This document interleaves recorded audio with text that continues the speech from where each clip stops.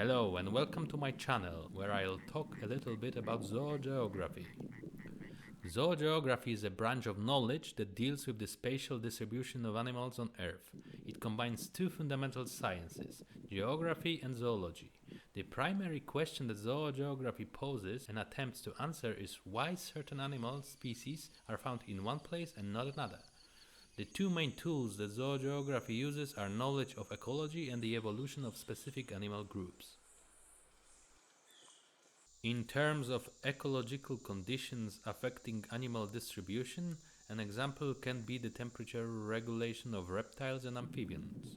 The closer one gets to the poles, the fewer species from these two groups are found. Thus, the distribution of reptiles and amphibians is influenced by their ecology. Their biological characteristics prevent them from living in colder geographical regions. From an evolutionary perspective in zoogeography, an example can be the case of crocodiles.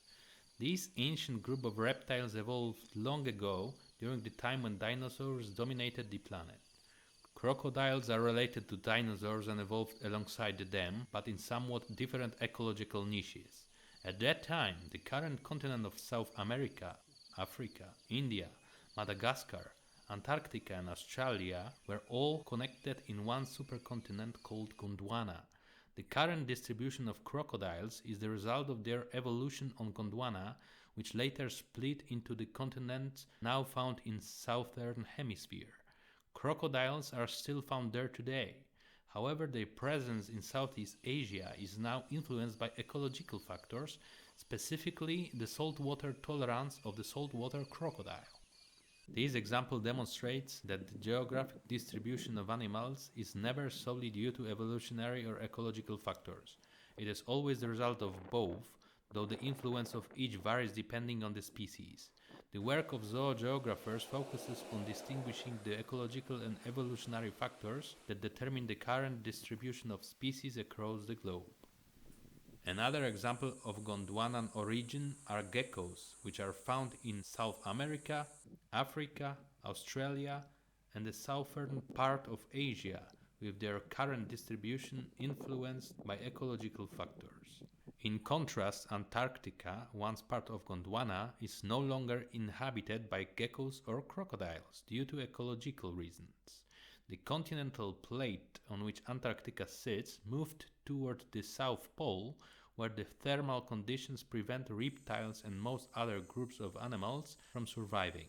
However, this does not mean that their ancestors were not once present there, as fossil records can help identify the reasons why certain animal groups existed in specific locations. In any case, evolutionary and ecological factors determine the formation of entire animal communities in a given area, which allowed zoogeographers like Alfred Wallace to distinguish 6 distinct zoogeographical realms, which are the Palearctic, the Nearctic, sometimes considered together as the Holarctic due to similarities, the Paleotropical, the Neotropical, the Oriental, and the Australian realms.